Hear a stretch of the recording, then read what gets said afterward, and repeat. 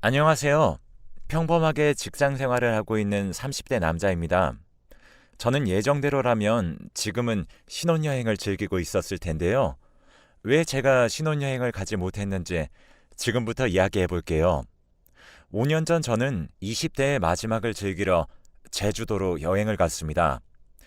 일부러 숙소도 밤마다 게스트끼리 파티를 하는 곳으로 잡았죠. 30대가 되기 전 솔로로 여자를 만날 수 있는 마지막 기회였으니까요. 그래서 밤마다 파티를 할 때면 꾸미지 않은 듯 꾸며서 꼭 끝에서 두 번째 자리에 앉았습니다. 너무 가운데 앉으면 다른 사람과 둘이서 이야기하기엔 너무 시선이 쏠리고 또 너무 끝에 앉으면 사람들과 어울리기 어려우니까요.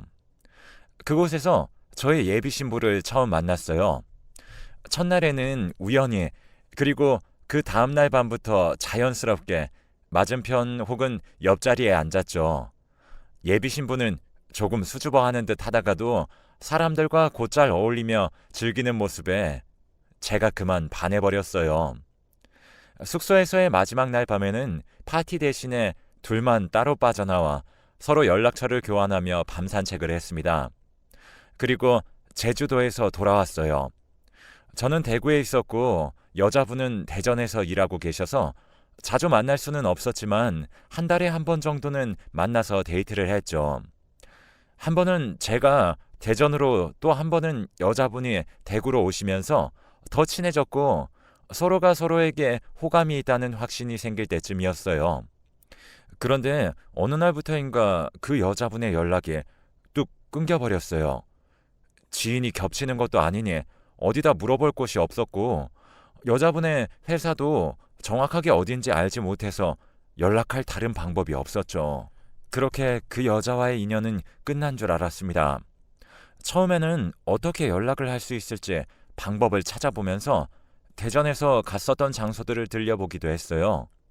그만큼 그 여자분은 제 이상형이셨거든요. 하지만 끝내 찾지 못했죠. 그런데 2년 전 대전으로 출장을 갔다가 우연히 그 여자분을 만났습니다.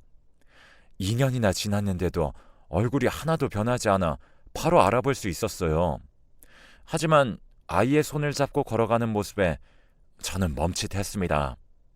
이미 결혼을 해서 아이까지 있는 줄 알고 섣불리 아는 척을 하지 못하고 있던 찰나에 여자분과 눈이 마주쳤어요.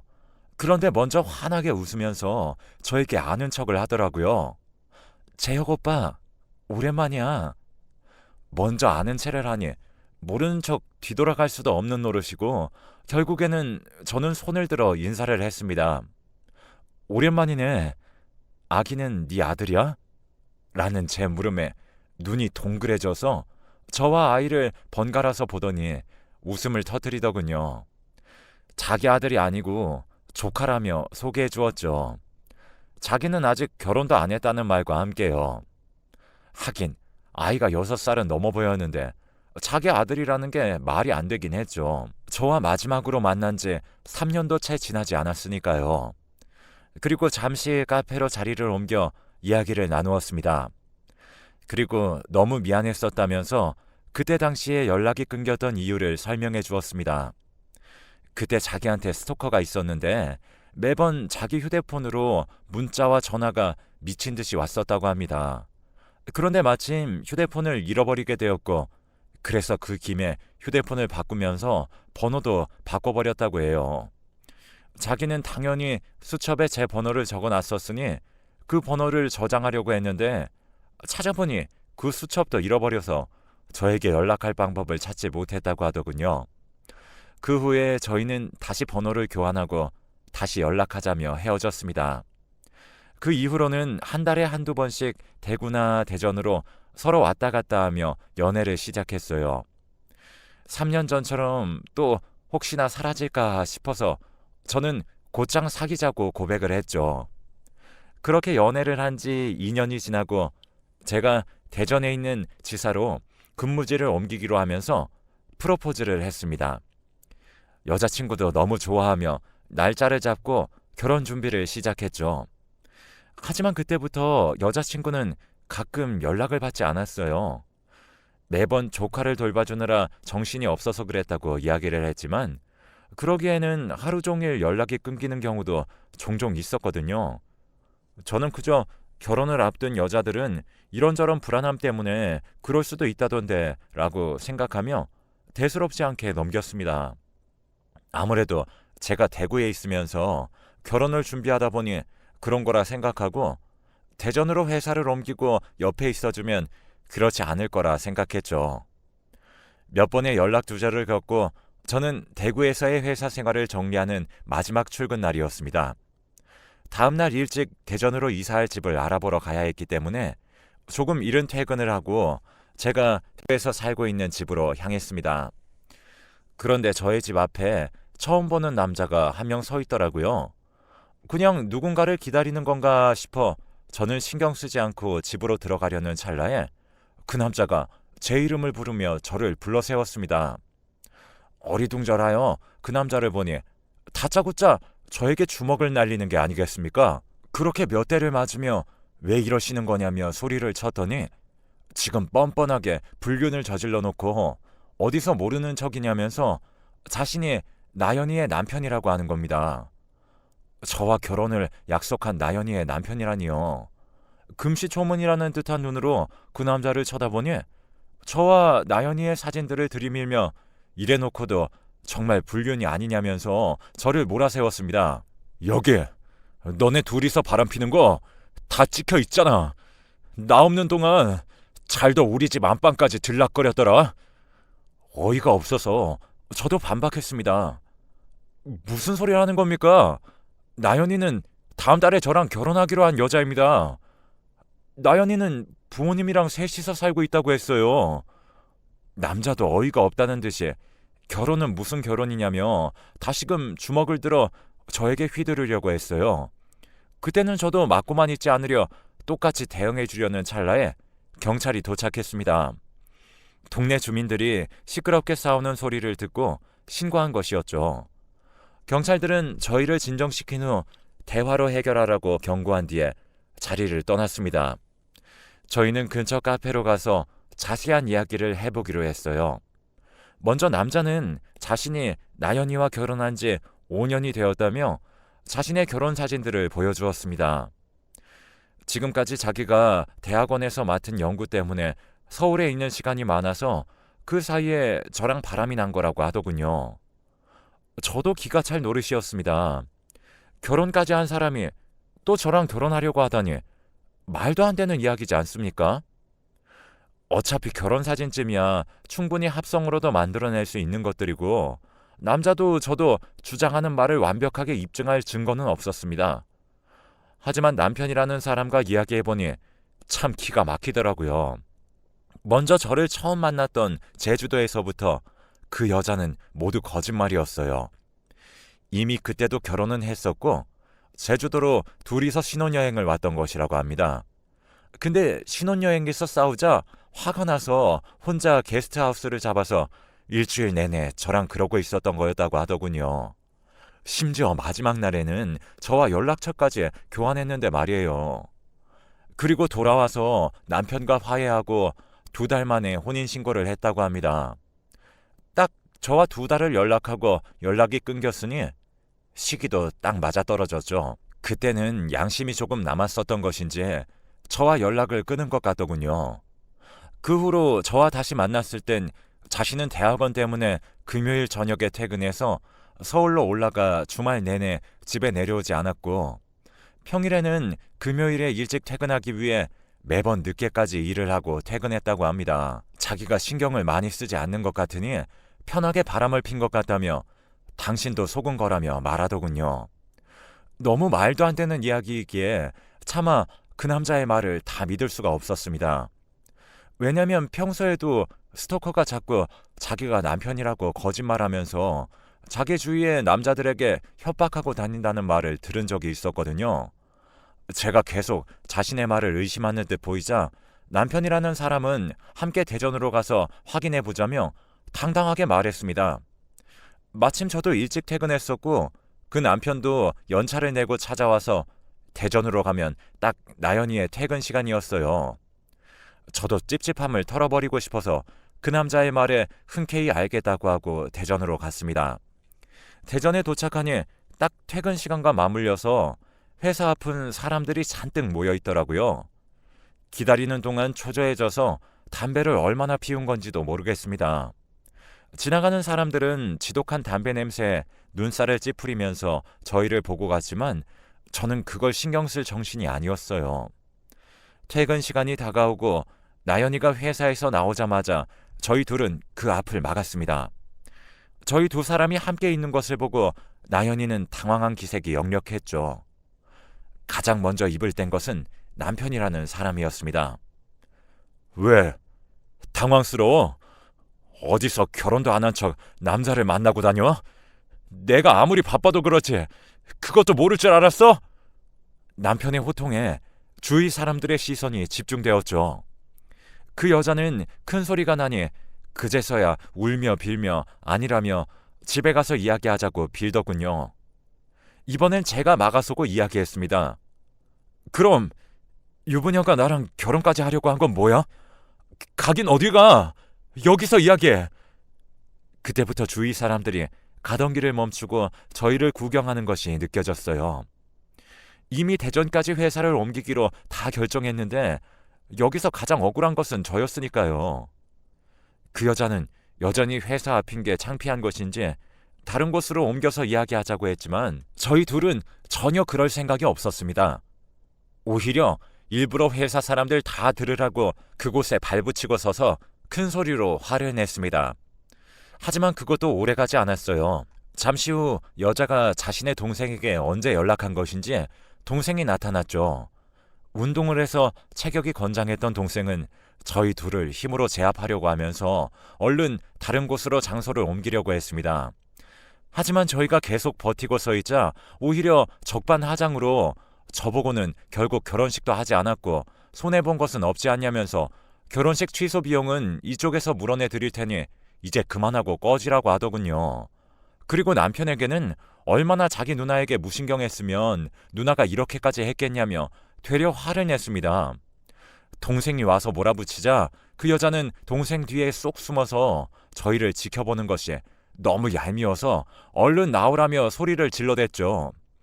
주위 사람들이 이제 대놓고 저희들을 둘러싸고 구경하자 남편도 저도 이판사판이었습니다. 그러자 동생이 기어코 주먹을 들어올리며 저와 남편에게 휘두르기 시작했어요. 하지만 몇 번 휘두르지도 못하고 경찰이 출동했습니다. 아마 저희가 언성을 높이며 분위기가 험악해지자 구경하던 사람들이 신고를 한 것이었겠죠. 경찰이 와서 상황을 중재하고 이번에는 경찰서로 가서 나머지 이야기를 나누기로 했습니다. 동생이 주먹을 저희에게 휘둘렀으니 당연히 그에 대한 조치도 취해야 하고요.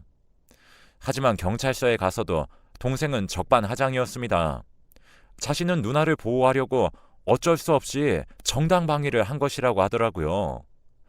경찰도 저희 이야기를 듣더니 한숨을 푹 내쉬며 부끄럽지도 않냐며 그 여자와 동생을 타박했지만 그들은 아주 뻔뻔하게 자신들은 잘못이 없지 않냐며 먼저 찾아와 시비를 건 것도 저와 남편이라면서 자기 회사 앞에서 그렇게 다 소문을 냈으니 오히려 명예훼손으로 고소하겠다며 길길이 날뛰었습니다.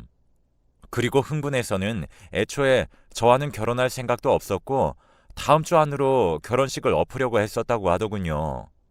자기는 그냥 남편이 집에 잘 들어오지 않으니 너무 외로워서 잠시 그랬었던 거라며 남편을 붙잡고 말했습니다. 저는 완전 병풍 취급을 하면서 말이죠. 여자가 남편에게 빌자 경찰도 한숨을 내쉬면서 말했어요. 한번 봐주시죠. 두 분 사이에 아이도 있는데 아이 생각도 하셔야죠. 그 말에 남편이 벌떡 일어났습니다. 뭐라고요? 저희 사이에 무슨 아이가 있어요? 그러자 경찰이 당황하며 무슨 소리냐며 지금 7살 된 아이가 하나 있다고 나온다고 왜 모르시냐며 반문했죠. 그 여자는 남편에게 찰싹 달라붙어 있다가 아이 이야기에 슬금슬금 남편에게서 멀어지기 시작했습니다. 남편이라는 사람이 이게 대체 무슨 말이냐는 듯이 여자를 쳐다보자 여자는 방금 전까지의 당당한 태도는 버리고 고개를 푹 숙이고선 들지 못했어요. 그러자 제 기억을 스쳐 지나가는 아이가 한 명 있었습니다. 바로 자신의 조카라고 소개했던 그 아이가 딱 7살쯤으로 보였거든요. 남편도 저와 똑같이 떠올렸는지 여자에게 무서울 기세로 다가서며 말했습니다. 당신 조카라던 애가 당신 애야? 말해봐! 그러자 동생이 또다시 눈알을 막아서며 남편을 힘으로 제압하려고 했습니다. 하지만 그것마저 경찰들에게 막혔어요. 경찰서 안에 있던 사람들 모두가 혀를 끌끌 차며 어디 저런 뻔뻔한 여자가 있냐며 손가락질을 했습니다. 알고 보니 여자는 이미 20대에 결혼을 한 번 했다가 아이까지 낳고 이혼을 했었고, 아이는 아이 아빠 손에 길러지다가 사정이 생겨서 지금 남편과 결혼을 할 때쯤부터 친정에서 맡아서 키우고 있었다고 합니다. 그리고 결혼하고 혼인신고를 할 때까지는 일부러 자기 호적으로 안 옮기고 있다가 혼인신고 이후에 남편 몰래 호적에 올렸다고 합니다. 그 남편도 사기 결혼을 당한 거죠. 남편은 화가 끝까지 나서 고소할 것이라며 이건 사기 결혼이라고 분노했습니다. 하지만 그 여자는 울고 불고 빌면서 일부러 그런 게 아니었다며 이혼은 안 된다고 빌더라고요. 그제야 동생도 다시 한번 생각해보라고 이혼이 말처럼 쉽냐면서 남편을 설득하게 나섰죠. 하지만 남편은 가차없었고 가만두지 않을 것이라면서 바로 동생을 폭행죄로 고소장을 접수하고 내일 이혼 서류에 도장찍을 준비하라며 경찰서를 빠져나갔습니다. 남편을 보니 그래도 저는 결혼식을 물리면 되니 그나마 나은 상황이라 안도했어요. 저도 그곳에서 더 이상 볼 일이 없으니 다시 대구로 돌아왔습니다. 그리고 대전으로 발령난 것을 다른 부서에 있는 대리가 대신 가는 것으로 하고 잠시 생각을 정리할 시간을 가졌죠. 하지만 그때부터 그 여자로부터 미친 듯이 연락이 오더군요. 마치 스토커처럼 하루 종일 전화와 문자가 왔었는데 사실은 저에게 진심이었다면서 아직 결혼식장이랑 웨딩 촬영은 취소하지 않았으니 결혼식을 올리자며 집까지 찾아왔어요. 남편 쪽을 통해 이야기를 들어보니 다음날 바로 이혼 합의서에 도장 찍었다고 하더라고요. 도장 안 찍어주면 사기 결혼으로 고소할 거라고 하니 바로 꼬리를 내렸다고 합니다.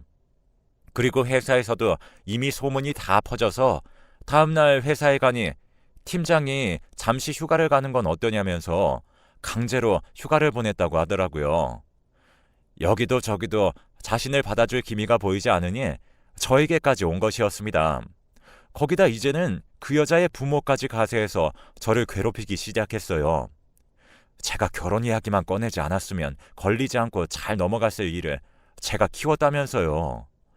애초에 딸이 결혼했는데 바람피는 것에 장단 맞춰주며 뻔뻔하게 상견례 자리까지 와서 사돈이라는 말을 했던 것부터가 집안 사람들이 단체로 정신이 나간 것들이죠. 그러면서 결혼식 취소할 거면 저더러 취소 비용을 물어내라며 자기들은 결혼식 올리고 싶다고 결혼하기 싫은 사람이 취소 비용을 내는 건 당연하지 않냐면서 따지고 들더라고요. 참다 못한 저는 이전에 끊어놓았던 진단서를 들고 경찰서로 향했습니다. 지난번에 그 여자의 동생이 휘두른 폭행을 저는 고소하지 않고 있었거든요. 그리고 여자는 스토커로 신고했습니다. 다시는 저에게 얼씬도 못하게요. 이미 동생은 지난번 그 여자의 남편에게도 겨우겨우 합의를 받아낸 상황이라 제가 합의금을 제시하니 혹시나 빨간 줄이 생길까 바로 합의하더군요. 그 돈으로 결혼식 취소 비용을 모두 내고 취소했습니다. 그 여자의 부모는 뒤늦게 그렇게까지 취소할 필요가 있었냐면서 결혼식을 뒤로 미루는 건 어떠냐며 저를 설득하려 나섰지만 이미 모든 것을 정리하고 난 이후였죠. 그리고 그 여자는 스토커로 벌금을 내고 접근 금지 처분까지 내려졌습니다. 이제 정말로 그 여자와는 끝을 낸 것 같아 속이 다 시원했어요. 그 남편도 아예 서울로 직장을 옮겼다고 하더라고요. 그 남편을 통해 이야기를 들어보니 그 전 남편이랑 이혼했던 이유도 그 여자가 바람펴서 그런 거라고 말을 했습니다. 심지어 전 남편과의 아이인 줄 알았던 애도 바람 피운 사람 사이에서 낳은 애였어요. 전 남편이 데리고 키우다가 그 사실을 알게 돼서 그 여자에게 도로 데려가라고 한 거였죠. 하지만 원래 애 아빠와는 이미 연락이 끊어진 상태니 여자는 그걸 숨기고 새로 결혼을 했던 거였습니다. 이야기를 알면 알수록 정말 최악이더군요. 역시 개버릇 남 못 준다고 계속 바람을 피우는 버릇을 고치지 못하니 이혼을 2번이나 당하는 거죠. 그 동생 역시 이미 여러 폭행 전과가 있어서 합의금 물어주기 바쁘다고 합니다. 아주 꼴 좋더라고요. 저희 어머니와 아버지는 그래도 제가 결혼하기 전에 알게 돼서 천만다행이라고 하셨습니다. 이제는 모든 상황이 정리되어 평화롭네요. 제가 결혼한다는 소식에 저에게 관심 있어 하던 여직원들도 결혼식을 깨졌다고 하니 하나둘씩 저에게 다시 관심을 보이기도 하고요. 그런 여자와 결혼까지 생각했었다는 게 너무 끔찍하지만 그래도 벗어나서 참 다행이라고 생각합니다. 여러분들도 결혼은 신중히 생각하시고 하세요. 이런 어이없는 일이 또 있을지는 모르겠지만요. 그럼 다들 행복하게 사시길 바랍니다.